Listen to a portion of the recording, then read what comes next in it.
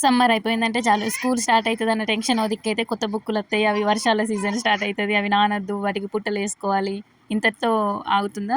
ఇంకా ఆ పుట్టలు కొనుకొచ్చే అంత టైంలో ఒకవేళ లేట్ అవుతుందేమో అని చెప్పేసి ముందే పేపర్ ఇంటింటికి పేపర్ అయితే ఎవరు వేయించుకుంటారో వాళ్ళ దగ్గరికి వెళ్ళి అక్కడ నుంచి న్యూస్ పేపర్లు తెచ్చుకొని ఇంటికాడ దమ్ము వాళ్ళని ఒర్రిచ్చి వాళ్ళు వేసిన తర్వాత అవి ఇట్లా పోతామో లేదో ఇంకా నెక్స్ట్ డే ఆ తర్వాత నోట్స్ కావాలని ఇంకా మ్యాథ్స్ కానీ ఇంకా వేరే సబ్జెక్టులు కానీ నోట్స్ కావాలని కొనుక్కోవడానికి పోతామా. కొనుక్కోవడానికి అయిన తర్వాత అక్కడ ఎట్లయినా పుట్ట కంపాక్స్ బాక్స్ అన్నీ కొత్త కొత్త అయితే కొనుక్కొచ్చుకుంటాం. కొనుక్కొచ్చుకున్న తర్వాత మళ్ళీ ఆ పుట్టలు తీయాలా, ఈ పుట్టలు వేయాలా. ఇంత 2 రోజులకి ఏమైంది అనేమో ఇంట్లో వాళ్ళు అంటారు.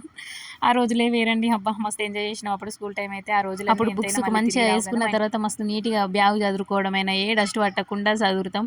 అదేందోనండి నేనైతే కంపల్సరీ ఒక 3, 4 రోజులకు ఒకసారి అదిరేదాన్ని బ్యాగుని గానీ, ఎక్కడలేని చెత్తంతా బ్యాగులనే ఎళ్ళేది. మొన్ననే కదా చదివినా అని అనిపిచ్చేది. ఈ బుక్స్ అయితే మా ఇంటి దగ్గర థర్డ్ క్లాస్ చదువుతున్న ఒక పాపవి. పుట్టలేసిత్తవా అక్క అంటే ఏసిచ్చిన. మేము ఆ చిన్ననాటి జ్ఞాపకాలన్నీ గుర్తొచ్చాయి.